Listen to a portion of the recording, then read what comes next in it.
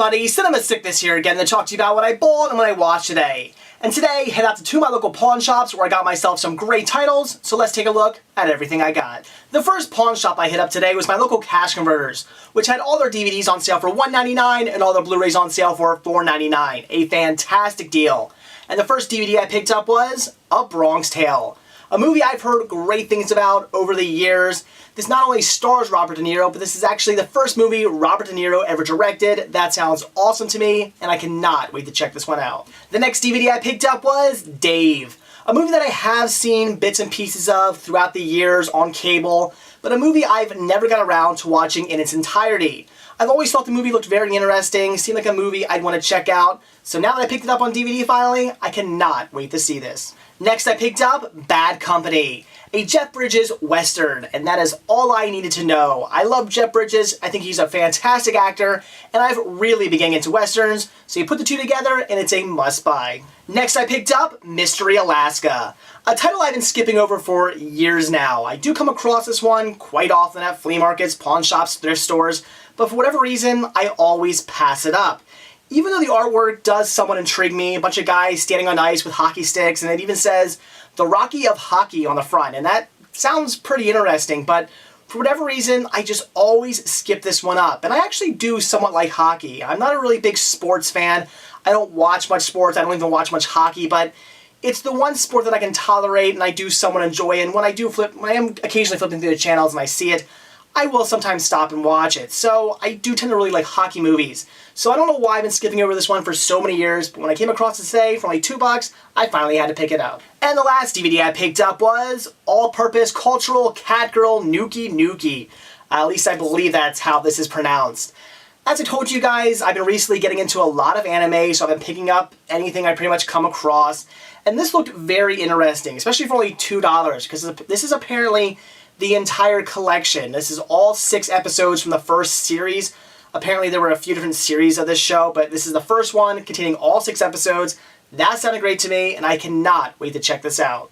And then I picked up one Blu-ray, again for only $4.99, and that was LA Confidential. Another movie that I've been skipping up for many years now. Do not know why I've been passing this one over, but I just always have, even though it did somewhat look interesting. But recently I've heard a bunch of great reviews on this movie, and it does get pretty good reviews online, so I figured for $5 on Blu-ray, figured it was about time I finally pick it up. So after Cash Converters, headed over to another local pawn shop called Cash Traders, a store that I used to hit up quite frequently, but that I haven't been to in a good long while, mainly because it's not in the best part of town. It's also on a main street, and parking's usually a complete pain in the ass. But it just so happens that while I was driving past today, there was a spot right out front. Figured it was a sign, figured it was about time I stop in since I haven't been in so long.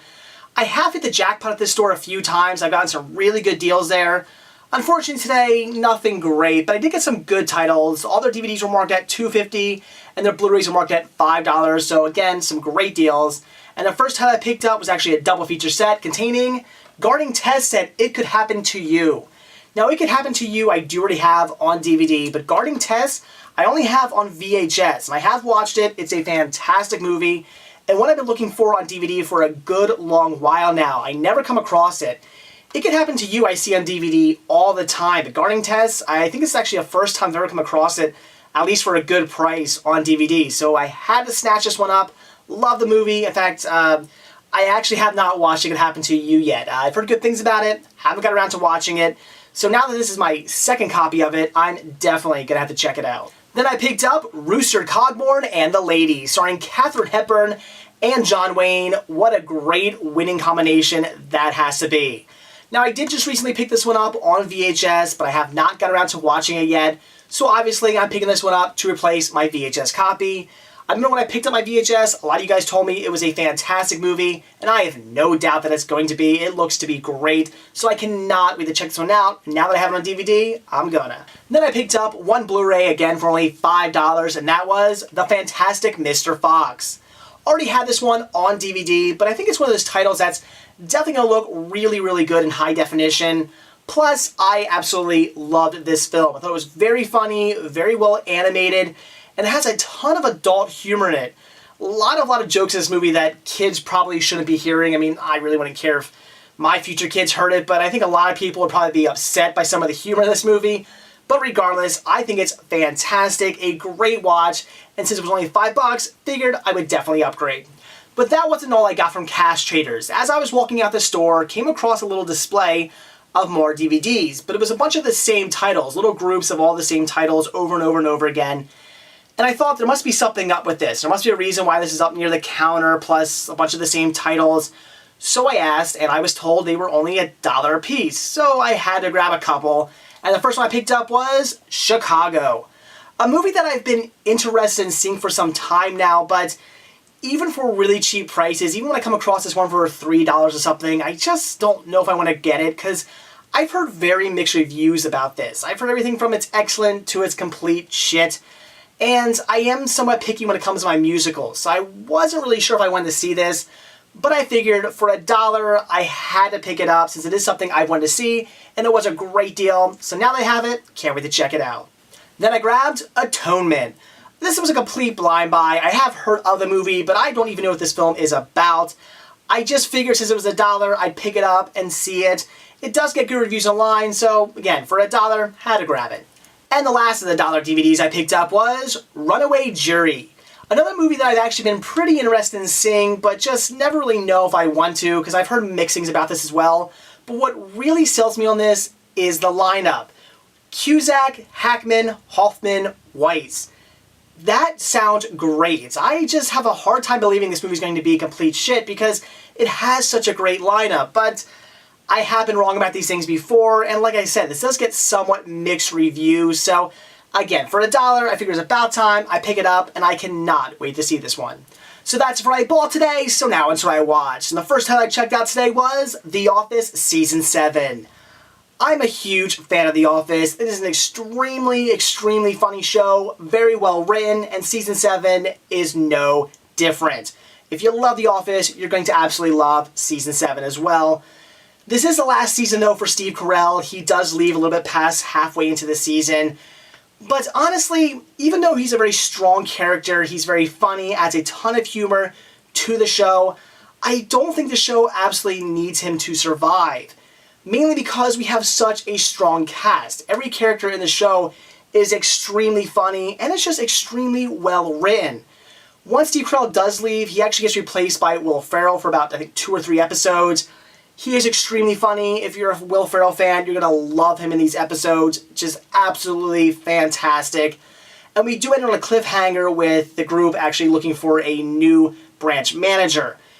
And again, I loved it. It was great. There's not too much to say about it, though, as it is just another season of The Office. If you were a fan of The Office, you're definitely going to want to see this one, just for all the great things that happen. I mean, Will Ferrell taking over, Steve Carell leaving, Steve Carell actually getting married. That's great. Just a ton of fantastic things going on in this season, and I would highly, highly recommend it.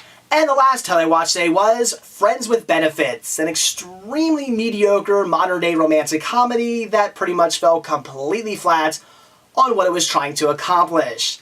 This movie was constantly trying to poke fun of itself and constantly trying to give winks and nods to all the corniness of romantic comedies. However, it was an extremely stereotypical romantic comedy, which is kind of why I felt it didn't work at all. They would have had to have been a lot more clever, maybe not have been so cliche the entire time. It just didn't work for me to have a very cliche, very stereotypical romantic comedy, but throughout here and there making fun of stereotypes and cliches in romantic comedies. It just didn't work, and I know what they were going for, but they failed completely miserably the entire time. It just didn't work, and it only ended up being a very, very mediocre romantic comedy. There's not much more to say about that. That's all it was, a romantic comedy that was just extremely mediocre. Even my wife, after watching this one, said, it was okay. And my wife is a huge fan of romantic comedies, so for her to say a romantic comedy is just, okay, doesn't really speak too highly of it, because she's a sucker for these things. So, not all that good. It was an okay watch. If you like modern-day romantic comedies, I would say, sure, give it a watch. It wasn't absolutely horrible. It wasn't piss poor, not the worst thing I've ever seen, but mediocre, definitely. And fellas, I will say one thing though, if your girlfriend, wife, friend, whoever wants to watch this movie with you, and maybe you're not quite sure if you want to check it out, see it. Mila Kunis in this movie, tons and tons of eye candy. The most skin I've ever seen on her. I'm not trying to get all perverted on you guys or anything like that, but I will say, if you like Mila Kunis, and I personally do, it was a lot of fun watching this movie for her alone. So again, if maybe you don't want to watch this movie, but somebody wants to watch it with you, check it out. You might actually get a little bit of enjoyment out of it. But like I said, very mediocre. Not really going to recommend it too much unless you're a big fan of modern day romantic comedies. I would say if you are a fan, sure, check it out. Otherwise, pretty much stay away. So that's what I bought when I watched today. Definitely got some great titles today from my local pawn shops. And also watching The Office Season 7, that was really fantastic. Absolutely love it. Of course, it's The Office. If you're a fan of The Office, definitely check it out. Why wouldn't you? And also watching Friends with Benefits, not all that good. Extremely, extremely mediocre. But if you are a fan of romantic comedies, it wasn't absolutely horrible. I would say, sure, check it out. And fellas, if you like Mila Kunis, you might want to see it too. So that's it. Thanks for watching, and stay tuned to see what I bought when I watch tomorrow. See ya.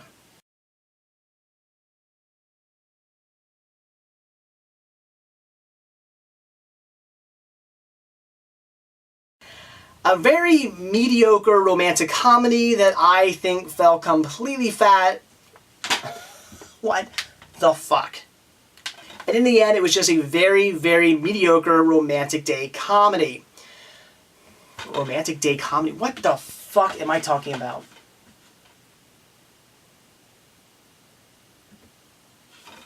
And it was another fantastic season of The Office. Not too much to say about this one though, as it is oh, shit, fuck, goddamn motherfucker. Will Ferrell actually does end up taking over for him for about, I think, 2 episodes after he leaves. Again, very funny if you're a Steve... oh my god, I don't want to do this anymore.